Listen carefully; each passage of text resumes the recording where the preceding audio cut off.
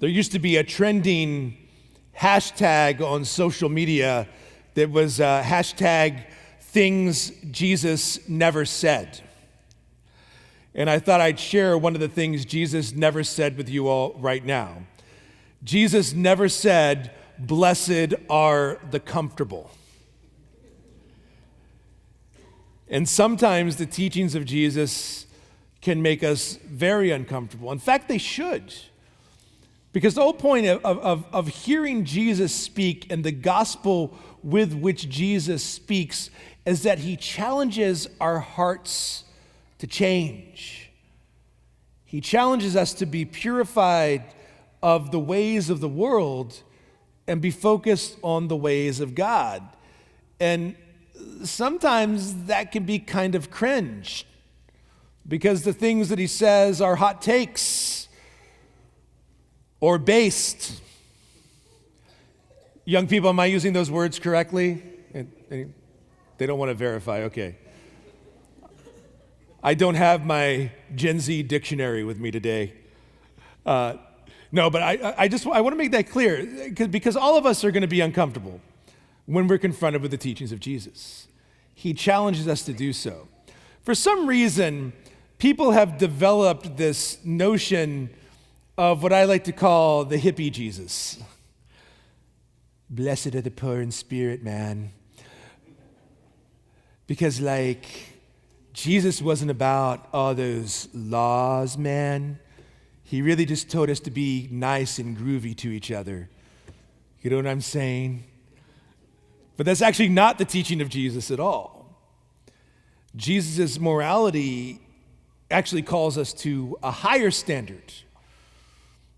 But first I want to kind of talk about the concept of law in the Old Testament and who the Pharisees are so that we can better understand the words of Jesus.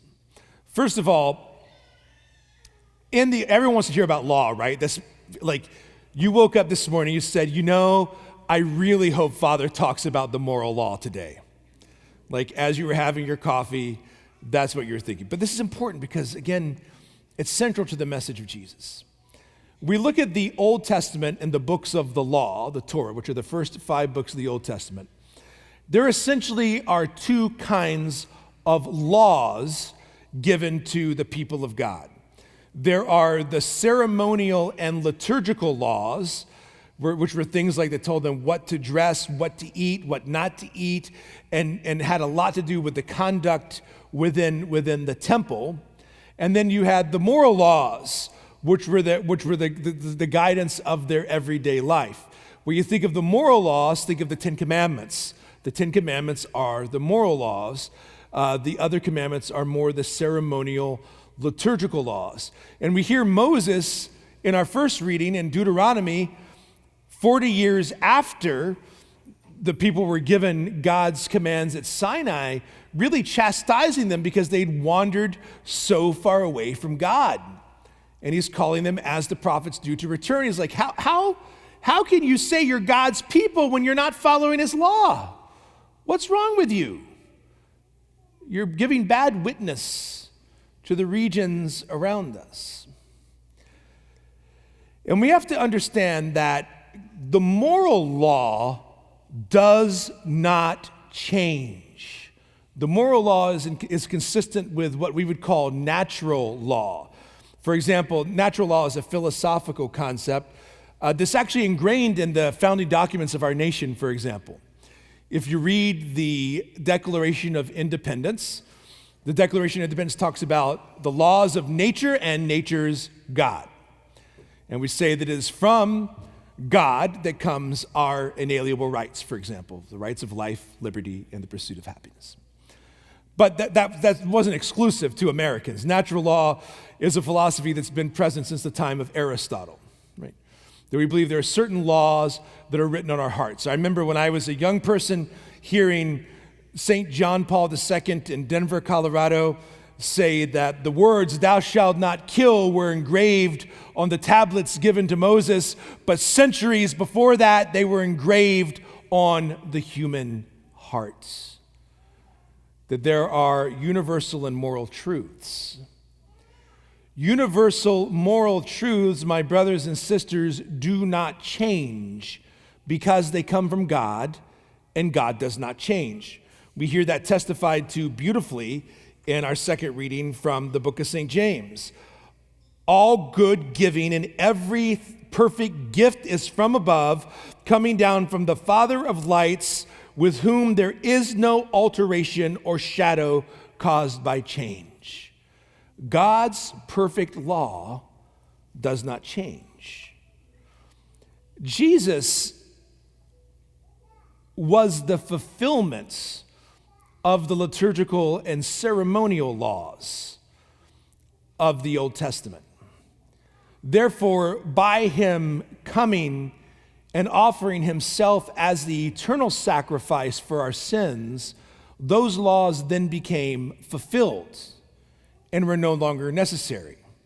So this is why when people come up to you, you know, these Bible scholars, you ever run into these Bible scholars? They read a meme on the internet,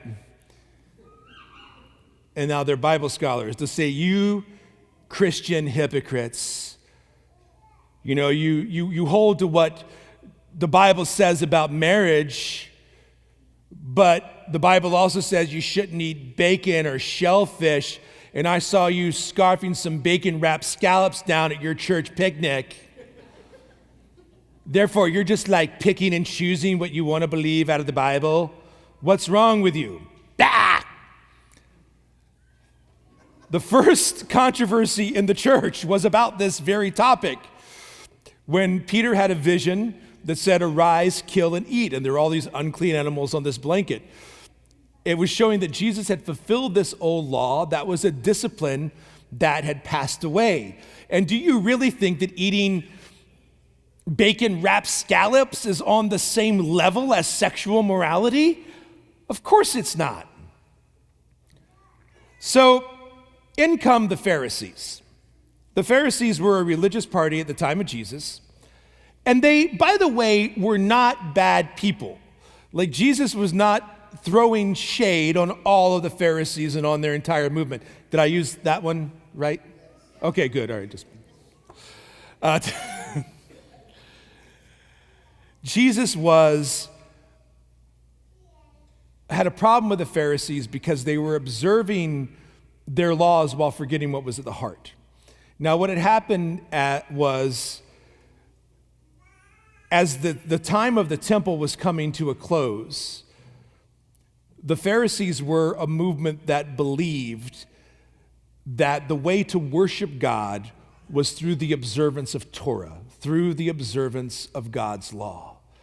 And the Pharisees were of the school that you should go nowhere even close to violating God's law. If you get within miles of violating God's law, it's too close. So they created these other laws from the tradition of the rabbis, the sub-laws and sub-laws, if you will. This way they could say that they don't go anywhere near breaking Torah. And on a historical note for our day, after 70 AD, when the temple was destroyed in Jerusalem, the Pharisees were really the spiritual fathers of modern Judaism, of modern rabbinic Judaism that we have today. So if you know anyone who is an Orthodox Jew, they're following these laws that you hear Jesus talking to the Pharisees about. And I want to be clear that Jesus had no problem with their strict observance of the law. He never called them out for that. He called them out because they hyper-fixated on these small observances of the law and forgot what was at the heart of the law. And what's at the heart of the law? To love the Lord your God with all your mind, your heart, and your strength, and to love your neighbor as yourself. You know, and there are still strict law. I remember when I was taking a class on Jewish theology in seminary. The rabbi talked about how before the Sabbath meal, you wash your hand. They wash their hands. He goes, and the way you have to wash your hands is you're supposed to let the water pass 8 times over your knuckles, right? The Talmuds, the traditions of the rabbis have these things down to a science. And it's really beautiful. But if you're focused more on these small things, if you're observing every ritual and ceremonial ordinance and neglecting the love of your neighbor, you're completely missing the point. And I'd like to offer two examples. I have a friend named Alex who is an Orthodox Jew. He lives in New York City. And Alex likes the finer things in life, okay? And he's very proud of his hat collection. And 2 weeks ago, he was out for a walk on the Shabbat, on Sabbath, on Saturday, a day when work is forbidden, and he had his nice beaver skin hat on top of his head, and the wind blew off his hat, and it fell to the ground. Alex lost his hat that day because, you see, it is against the customs of the Orthodox Jews to work on the Sabbath, to the point where it is forbidden for them to carry anything about in the streets. So once you leave your house, you're not even supposed to pick up anything, and he let his hat go that day. And some would say, well, that's stupid. Like, no, it's actually quite beautiful because he's so detached from the material possessions that he doesn't want to go anywhere close to breaking God's law, even if it means losing something that is, in a secular sense, valuable. Because nothing's more valuable than following God's law and his love. By contrast, I'd like to share with you a story I read in the New York Post from 2013, where narcotics agents announced an unusual indictment on 5 men in New York who were part of a narcotics ring. In other words, they were selling drugs. But here's the thing that was unusual about them. They were Sabbath-observant drug users. Sabbath-observant drug sellers from New York. They were scrupulous about the Sabbath. It says, text messages from the members of the gang showed them alerting their clientele of their weekly sundown to sunset hiatus. Text messages used this as evidence against the group that included group chats to clients that said, we are closing at 7:30 on the dot, and we will reopen on Saturday at 8:15. So if you need anything, you have 45 minutes to get what you want. That's what Jesus was condemning in the gospel we have today. Because think about this for one moment. These guys were observing the letter of the law on the Sabbath while participating in an industry of drug trade that is built on violent murder, kidnapping, all kinds of terrible things, not to mention exploitation of getting people hooked on drugs that are terrible for them and then selling them to them. But by God, we're going to observe the Sabbath. This is what Jesus is calling out the Pharisees on. That they've lost sight of what was at the heart of God's law. Not because they were too scrupulous about their moral observance. In fact, it's the opposite. They completely ignored their moral duties while hyper-fixating on their ritual observance. Thank God that's not a problem among Christians today. I mean, there's not Christians today who go around professing Jesus with their lips and then denying with their lifestyles, are there? There's not Christians today that are participating in intimacy outside of marriage, drug use, debauchery, and just being plain mean and nasty to people. Is there? We are gravely mistaken if we think that being a Christian simply means showing up to church alone. It means that we follow the law of the Lord in our lives every day.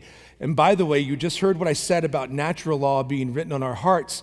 This means the moral teachings of the church do not change. I said this 100 times. I'm going to say it again. the moral teachings of God and his church do not change. If you're waiting for them to change, you're going to be waiting around a long time. There are disciplines of the church that can change. And I'll give you examples of what those look like, much like the old ceremonial Jewish and liturgical laws. I look out and I see 3 women in our church right in front of me that are keeping the beautiful custom that I love of veiling, of having your heads covered in church. How many of you grew up where you had to do that? I mean, you had to.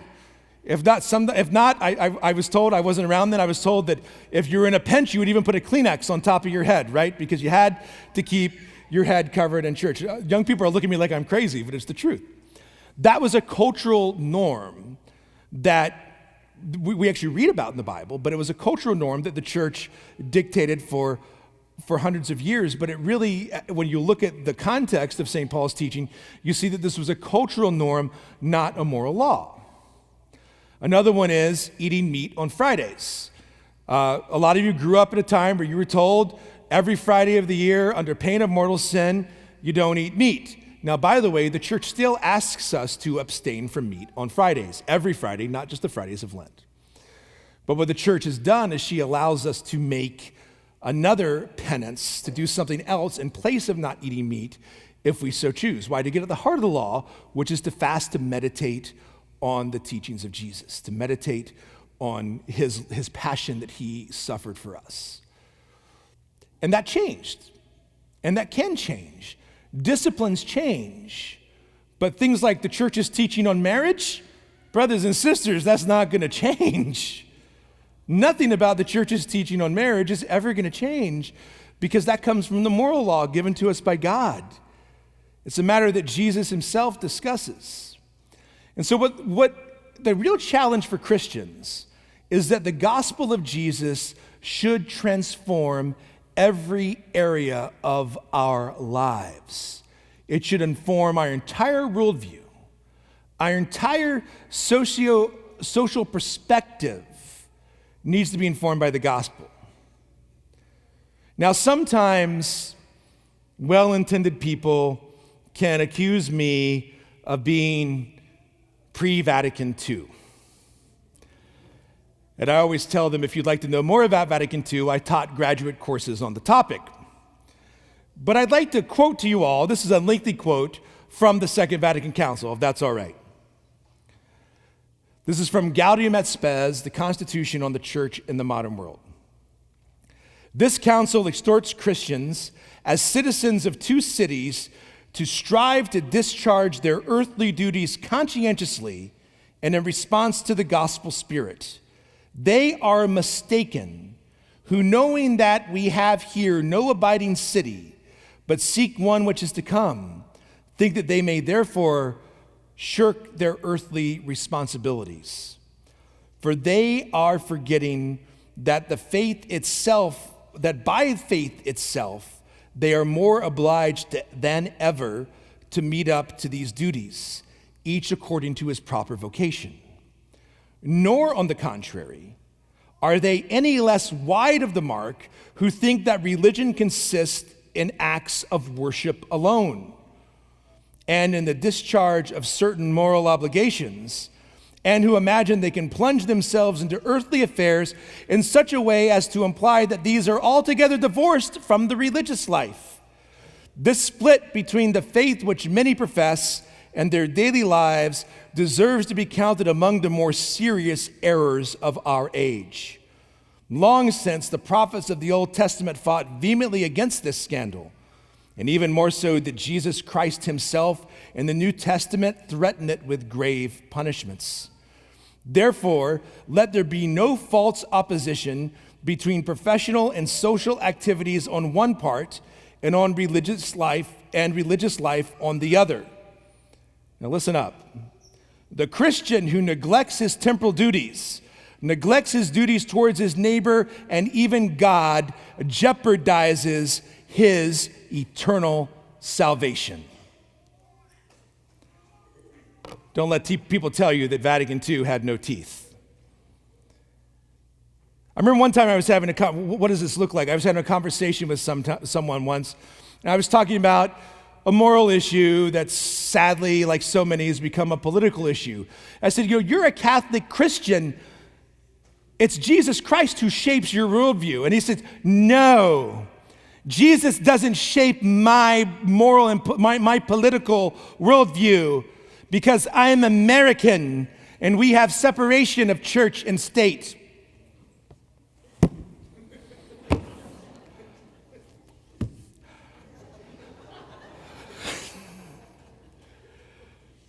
The problems with that statement are immense, but I'll try, and I'm already over and I don't care. Do you guys care? Okay, Carla doesn't even care this morning. She says, we just gave up. The problem with that statement is, first of all, you have no understanding what separation of church and state means when you say something like that.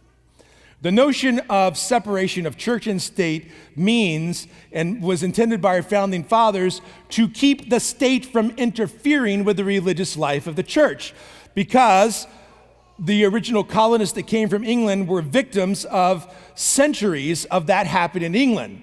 First, you had Bloody Bess, Elizabeth I, who persecuted Catholics vehemently, threw priests into jail and tortured them, and mandated how people were to worship. They mandated, a missal, the Book of Common Prayer. And if you didn't use this, you were in trouble with the king or with the queen. And then Mary Tudor kind of did the same thing to Protestants. And so you had this happening for centuries in England, and that's why our people came over here, to escape that. So that's what separation of church and state means. It does not mean that you as a Catholic are somehow excused from living your life in the public space. And by the way, even if that was what the founding fathers meant, I don't care. We are Catholics before we are Catholics, we are Christians even before we're American citizens. But it doesn't matter, because there is no conflict. There is no conflict between that separation of church and state. That's not what it's meant. And that's why, if you notice, by the way, since I'm just on a roll this morning after my Cuban coffee, that creatively, freedom of religion in this country is starting to be creatively referred to by some people as freedom of worship. See, there are certain people that have no problem with Catholics being Catholics as long as you're only Catholic in church. That is the clear agenda. And this is what Jesus warned against. He said, don't worry so much about, how many times water is passing over the knuckles of your hands, as much as you're following and avoiding the sins that come from within. And what are they? Evil thoughts. That's broad. Unchastity. That means any kind of sexual immorality. Think about that. That includes, the Greek word for that, and the Greek word for unchastity is porneia. So right away you can think of one thing that's explicitly forbidden by that we mention in today's culture. But that would mean any sexual activity apart from one man, one woman that's open to life in the union of marriage. Theft, stealing anything, murder, the killing of innocent human life, adultery. And Jesus is clear that adultery can even be mental. Jesus is clear that adultery means entering into a second marriage unless the first marriage wasn't lawful. Greed, being obsessed with material things.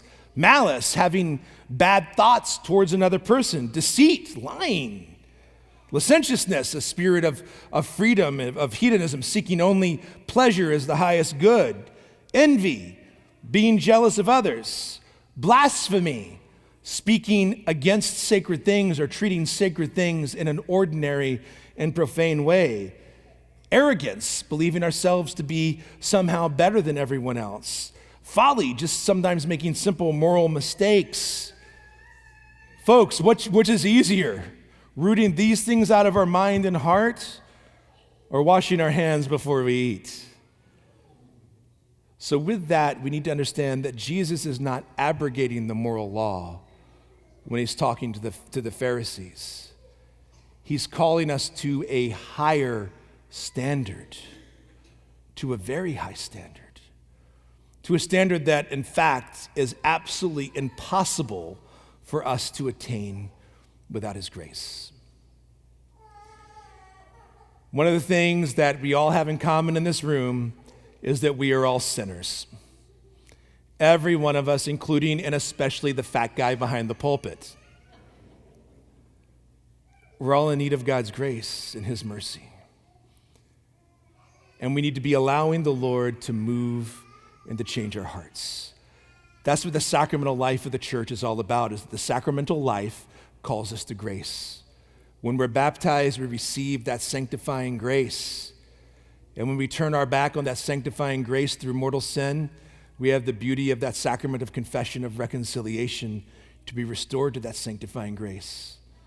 And then here at this altar, we receive grace itself from our Lord Jesus Christ. Salvation, grace, my friends, is not anything we deserve. It's not anything we earn. If we earned it or deserved it, it wouldn't be grace. It's grace because God gives himself freely, totally, and completely to us. And then we, in turn, are called to shape our lives according to his law, which at the heart is love. But love is not just affection. Love is desiring, in this case, what God wants. The way that we love God is by desiring what God desires. The way that we love our neighbors is by desiring the good for them and putting our needs aside. And our God has modeled that perfect love for us with the sacrifice of Jesus Christ, in which you and I are participating.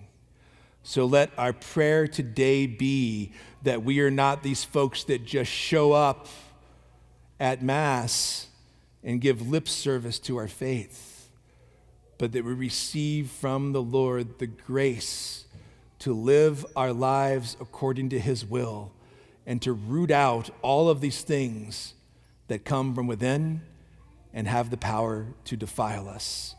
And they are canceled only by the life-giving, life-changing love of Christ poured out to us in this Eucharist.